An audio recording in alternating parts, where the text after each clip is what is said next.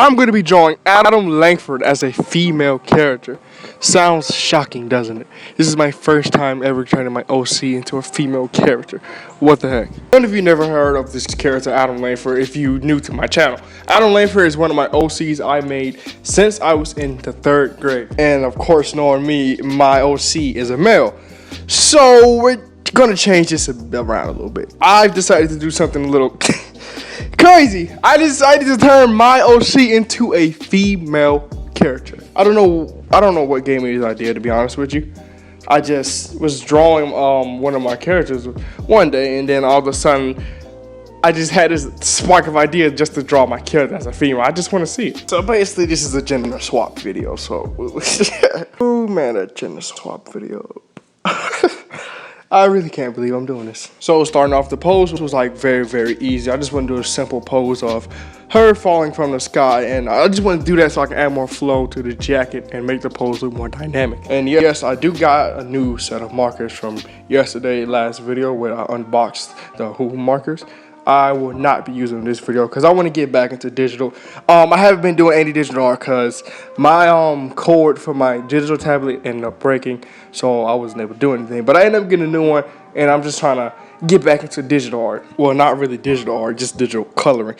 I'm mainly a traditional artist, by the way. It took me many hours and many tries to make this one simple pose because knowing me, like I said, I'm a perfectionist, whatever how you say that word. I really want my pose to look very good. That's the main thing that I want to stand out is my pose, because the poses make my artwork have more depth. And shading, by the way, too, it's just, I want my poses to look dynamic. So it took a long time going through the mirror, flipping it to see, is it messed up, and it turned out pretty good. Here's the struggle part. I had to come up with the design for the character. The clothes are obviously going to be the same, but the hair design and the face design, that is not going to be the same. I had to sit there and think it because I wanted to come up with a mixture of Adam's original hair and combine it with a female type hair, and that's what I did. And obviously turned out very good at the end because I really like the way I did with that hair because she is looking kind of bad. I can't lie. Let me freaking stop. Like, let me stop. Let me stop. The same thing with the eyes. I actually wanted to add more emotion to the eyes. I made the eyes a little curved and slanted downward. I usually would just draw all my eyes looking normal and let the eyebrows do the work. But I'm gonna try something new. So once I got that all done, you know, I already had to get ready to bring out the infamous inking nib pen. This is what I'm striving to be known for for using a nib pen for all my line art. That's all I want to do is use a nib pen. I rarely use my line art on digital or Micron or like any type of liner. I use nib pen no matter what for my outline. So there's light sources coming from the top right. So of course all of the dark shadows are going to be on the left side of her.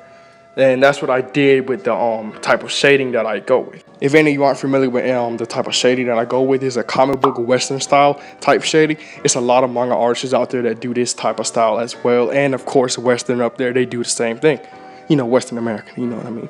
And this is a style I'm trying to mimic and master myself because this is something I want to do. And I'm making a lot of improvement with it. That also reminds me, I hope y'all ready for the Inktober because you're going to be seeing a lot of this technique during the Inktober. Inktober is like the best ever.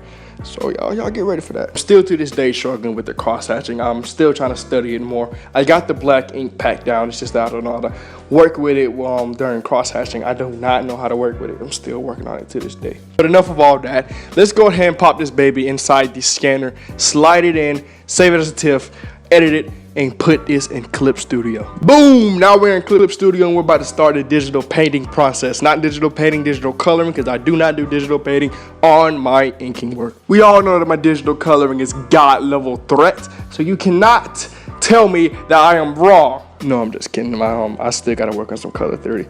There's a lot of stuff I don't know about colors. I mean, I'm working on it. Right when I got done flattening down the colors, I had to add a little gray tone to see where the shadows will be placed. Placing the shadows, of course, is going to be the easiest part because I know about how light and shadow works. The only problem that I'm going to have is how the highlights are going to be placed. And I'm going to be messing around during this video and try to determine where I'm going to put the highlights at. Considering that the light source is coming from the top, of course, more highlights are going to be towards the right side of her. And our right, guys, not her right. You got to also consider bounce light. So it might be some highlights on the left side of her on the bottom, which is where I left some areas not inked on the left side of her pants, as you can obviously tell down there on the left. And that's a little tip for you people who want to do some type of comic book inking. Leave some areas, especially when you inking on line art. Leave some areas that, with white space. That is considered your highlight. So just a little tip for you people who want to use this style. And of course, when I add my finishing touches and call this a day. So yeah, that's pretty much it. So if you guys enjoyed this video and you want to see more of me changing the genders of my characters, let me know in the comment section below, of course. Thanks for watching, guys. I'll see you guys next video, which will probably be dropping next week. I still got to make a 1,000 subscriber special, so stay tuned for that. See you guys later. Peace.